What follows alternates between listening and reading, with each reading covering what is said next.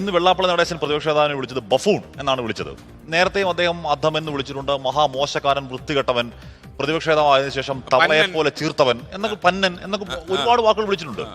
G Sukumaran Nair ഒരുപക്ഷെ അത്രത്തോളം കടന്ന വാക്കുകൾ പറയുന്നില്ലെങ്കിൽ കൂടിയും അദ്ദേഹത്തിന്റെ സതീശന് വിരുദ്ധ നിലപാട് അദ്ദേഹം പലയാവർത്തി ആവർത്തിച്ചിട്ടുണ്ട്. ഒരുപക്ഷെ വെള്ളാപ്പള്ളി നടേശനും ജി സുകുമാരൻ നായരും ഐക്യപ്പെടുന്ന ഒരേ ഒരു പോയിന്റ് പ്രതിപക്ഷ നേതാവ് സതീശന് വിരുദ്ധതയാണ്. ഞാൻ ആ നേതാക്കളെ കുറ്റം പറയില്ല. അതിന് കാരണം SKN ഒരുപക്ഷെ ബാക്കി നേതാക്കൾ ചെയ്യുന്നത് പോലെ ഈ സമുദായ നേതാക്കളെ പ്ലീസ് ചെയ്യാനുള്ള നടപടി വീഡിയോയുടെ ഭാഗത്ത് ഉണ്ടാവാറില്ല.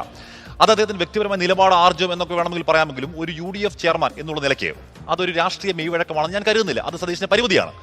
SKN ആ പരിമിതി ഒക്കെ അവിടെ നിൽക്കുമ്പോഴും സതീഷിന് ഒരു പോൾ മാനേജർ എന്നുള്ള നിലയ്ക്ക് എക്സലന്റ് ആണെന്ന് നമ്മൾ വെറുതെ പറയുന്നതല്ല. കഴിഞ്ഞ കുറേയധികം തെരഞ്ഞെടുപ്പുകളുടെ ചരിത്രം എടുത്ത് പറയണം. SKN VD സതീശൻ പ്രതിപക്ഷ നേതാവായ ശേഷം ആദ്യം വരുന്ന തെരഞ്ഞെടുപ്പ് തൃക്കാക്കര ബൈ ഇലക്ഷനാണ്. തൃക്കാക്കര ബൈ ഇലക്ഷൻ ഏറ്റവും കൂടുതൽ പ്രചരണമായപ്പോൾ ഞാനടക്കം പറഞ്ഞു അൺപ്രഡിക്റ്റബിൾ, ഇഞ്ചോടിഞ്ച് പോരാട്ടം തോന്നി ഇല്ല. അപ്പോൾ VD അന്ന് നേരത്തെ പറയുന്നുണ്ട് PT തോമസിനെ ഇരട്ടി ഭൂരിപക്ഷത്തിൽ റൂമ് ജയിക്കുമെന്ന് പറയുന്നു. അങ്ങനെ തന്നെ സംഭവിക്കുന്നു.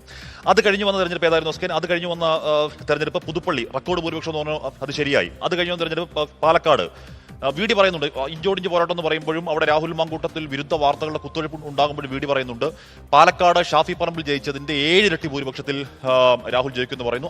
അങ്ങനെ തന്നെ സംഭവിക്കുന്നുണ്ട്. അത് കഴിഞ്ഞ് നിലമ്പൂരിൽ 7% ഭൂരിപക്ഷത്തിൽ വിജയിക്കുമെന്ന് VD പറയുന്നു. അതിനപ്പുറം സംഭവിക്കുന്നുണ്ട്.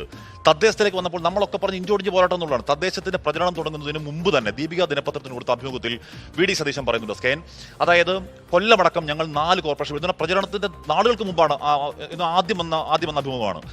കൊല്ലമടക്കം ഞങ്ങൾ 4 കോർപ്പറേഷൻ പിടിക്കും, 50%-ലധികം പഞ്ചായത്തുകൾ പിടിക്കും, 60%-ലധികം മുനിസിപ്പാലിറ്റികൾ പിടിക്കുമെന്ന് വളരെ കൃത്യമായി VD അന്ന് തന്നെ പറയുന്നുണ്ട്. അപ്പോൾ അതിനേക്കാൾ ശരിയായി വന്നു. ആകെ സംഭവിച്ചത് ചേലക്കരയിലെ പരാജയം മാത്രമാണ്. അതിലും VD നേരിയ ഭൂരിപക്ഷം മാത്രമേ പറയുന്നുണ്ടായിരുന്നുള്ളൂ. അവിടെ ഭൂരിപക്ഷം ഗണ്യമായി കട്ട് ഓഫ് ചെയ്യാൻ അവിടെ UDF കഴിഞ്ഞു. അപ്പോൾ ഗ്രൗണ്ട് അറിയുന്ന ഒരു രാഷ്ട്രീയ നേതാവാണ്. ഗ്രൗണ്ടിലെ പൾസ്, വോട്ട് എങ്ങോട്ട് എന്നറിയുന്ന കൃത്യമായ രാഷ്ട്രീയ നേതാവാണ് VD. നമ്മൾ ഈ പറയുന്ന ഒരു നിലപാടിന്റെ അസ്ക്യതയിലുള്ള പരിമിതി എന്ന് പറയുമ്പോൾ പോലും. അപ്പോൾ ഈ തെരഞ്ഞെടുപ്പുകൾ 1, 2, 3, 4 എണ്ണി പറഞ്ഞ ഈ തെരഞ്ഞെടുപ്പുകളിൽ VDയുടെ കൺവിക്ഷൻ വിജയിക്കും നമ്മൾ കണ്ടു.